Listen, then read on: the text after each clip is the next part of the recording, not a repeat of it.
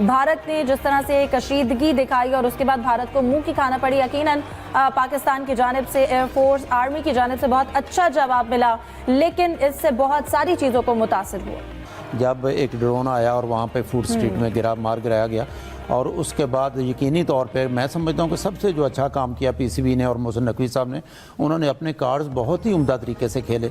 उन्होंने काफ़ी वेट किया इस चीज़ का, और फिर ज़ाहिर है खिलाड़ियों की हिफाजत जो है वो यकीनी तौर पर, जैसा उन्होंने कहा भी है कि हमें बहुत अजीज़ है गैर मुल्की खिलाड़ियों की, अपने खिलाड़ियों की और इवन तमाशाइयों की। और फिर बड़े सोच समझने के बाद उन्होंने इसको मुलतवी किया, और इसके दौरान उन्होंने एक कॉन्ट्रैक्ट वर्बली किया या तहरीरी किया, वो भी कर लिया यूएई के, इसको वहाँ पर शिफ्ट कर दिया जाएगा।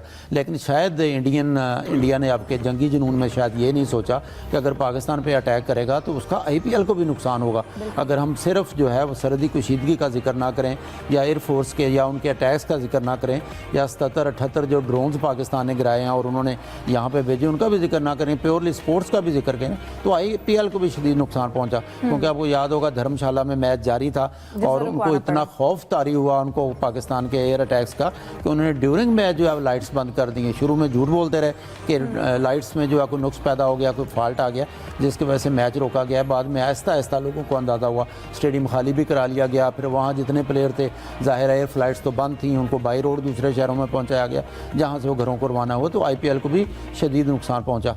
पीएसएल के हवाले से जैसा मैं जिक्र कर रहा था कि इतनी उम्दगी से कार्ड खेले कि उन्होंने अगर कोशिश की भी, जो ज़राए के मुताबिक था कि यूएई में वो भी हमारे राब्ते हैं, खसूसन ऑस्ट्रेलिया और न्यूजीलैंड के जो प्लेयर्स, ऑस्ट्रेलिया के गालबन कोई 15 के करीब प्लेयर थे वहाँ पे, 2 उनके थे कमेंटेटर भी थे, तो उनका आपस में राब्ता था जिनका जिक्र किया जा रहा था कि यहाँ पे एक खौफ की फ़ज़ा है। ज़ाहिर है एक पुरफ़ज़ा मुकाम ही ऐसा बना दिया गया, एक माहौल ऐसा इंडिया ने बना दिया गया कि दोनों इवेंट जो है मुलतवी करने पड़े। इसका शदीद नुकसान ज़ाहिर है पाकिस्तान को तो हुआ ही है, और इंडिया को भी उसका शदीद नुकसान पहुँचा है, जिसका मेरा ख्याल है शायद इंडिया ने ये सोचा भी नहीं होगा कि शायद पाकिस्तान इतना जो है पाकिस्तान की तरफ से अटैक होगा, इतनी मज़ामत होगी। उनका ख्याल था कि शायद ये कौम सोई हुई है और चुप करके बैठे रहेंगे, लेकिन बहुत उम्मीद से पीसीबी ने अपने कार्ड खेले।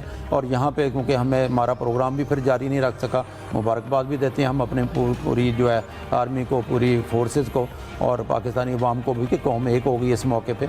और अब क्योंकि मुशावरत जारी है, पीसीबी की हमारी इतलात के मुताबिक फ्रेंचाइज से रब्ता भी कर रहे हैं, ताकि क्योंकि गैर मुल्की खिलाड़ी अपने वापस जा चुके हैं, उनमें से कौन आना चाहता है या कौन है ये भी फैसला होगा। लेकिन ज़्यादा चांसेस हैं कि आज किसी भी वक्त जो है नए स्केड्यूल का ऐलान किया जा सकता है। मुमकिन है इसको पूरे को जो 8 मैचेस पाकिस्तान के रहते हैं उसको किसी एक शहर में मुंतकिल कर दिया जाए। उसमें ज़्यादा चांस रावलपिंडी का भी लिया जा रहा है। आपको याद होगा कि अभी 3 मैचेस और एक क्वालिफायर मैच रावलपिंडी में होना था, बाकी 4 मैचेस फाइनल्स में जो शेड्यूल थे वो तो यहाँ पे थे लाहौर में कज़ाफ़ी स्टेडियम में। बिल्कुल सलीम साहब, आपकी जानिब आऊँगी। यहाँ पर तो सबसे पहले सवाल ही ये है कि हमने तो बार बार कहा कि पाकिस्तान की खामोशी को, अमन को, उसकी कमज़ोरी ना समझा जाए, लेकिन इंडिया शायद अंडर एस्टिमेट कर रहा था और उसके बाद जब उसे भरपूर जवाब मिला तो शायद कुछ सुकून भी मिला। फिर उसके बाद आपने कहा कि टेबल टॉक कर ली जाए, और खैर जो भी इस वक्त सूरत हाल पेश आए, लेकिन इंडिया को इससे क्या मिला? अपना भी इवेंट ख़राब किया और पीएसएल को भी हमें रोकना पड़ा, लेकिन उनका इवेंट में कह लें कि ड्यूरिंग मैच उनको रोकना पड़ा।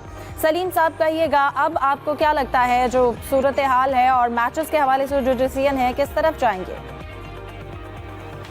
हिफ्जा, सबसे पहले मैं आपको बता दूं कि मैं थोड़ा पीएसएल की चीजें भूल गया, मैं जंग की चीजें बहुत ज्यादा फॉलो कर रहा था, और तो मुझे स्कोर वगैरह भी याद नहीं है, बस एक ही स्कोर याद है, 6-0। तो अगर कोई गलती वलती हो तो माफ कीजिएगा, जो 6 जहाज हमने गिराए उनके और 6-0, तो यही इस वक्त मुझे याद है। क्योंकि आपने बचपन से सुना होगा जो कोई दूसरे के लिए घड़ा कूदता है वो खुद उसमें जा गिरता है।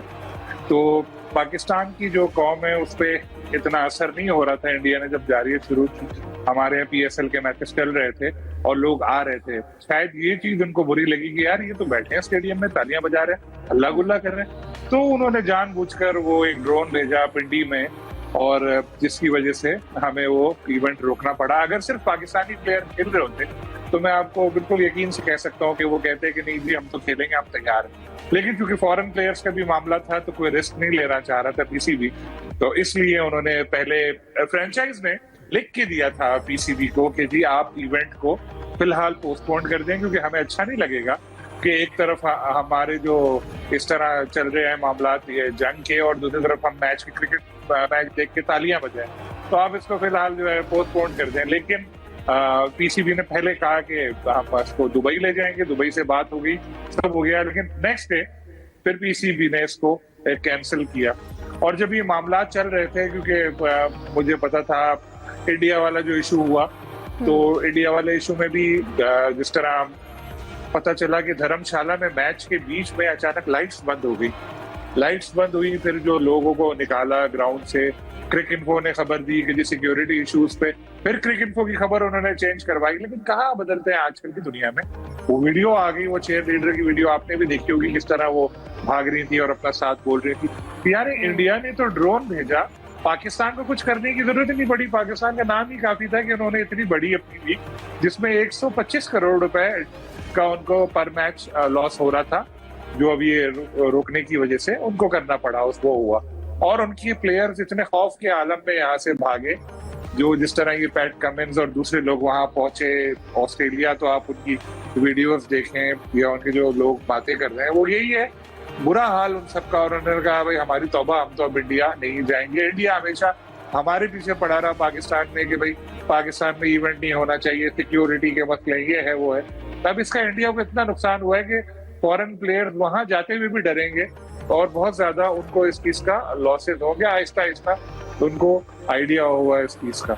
साथ में पाकिस्तान अपनी लीग अब शुरू करने वाला है। मैं आपको बताता चलूं कि पीसीबी ने जो इनिशियल एक तजवीज भेजी है 16 तारीख से शुरू करने की भेजी थी, जिसमें पहला मैच कलंदर और जल्मी का होता, और फॉरेन प्लेयर्स के हवाले से यही था कि जिसको आना है आ सकता है आए, और जो नहीं आना चाह रहा तो उसको जबरदस्ती ना की जाए। लेकिन फिर बाद में फ्रेंचाइज ने थोड़ा एतराज किया कि हमारे कुछ प्लेयर्स ऐसे हैं जो ऑस्ट्रेलिया और न्यूजीलैंड के भी जो आने को तैयार है, तो शायद अब थोड़ा सा इसको डिले किया जाए, क्योंकि अगर ऑस्ट्रेलिया न्यूजीलैंड से कोई आ रहा है तो उसको 2 दिन तो आने में ही लग जाएंगे।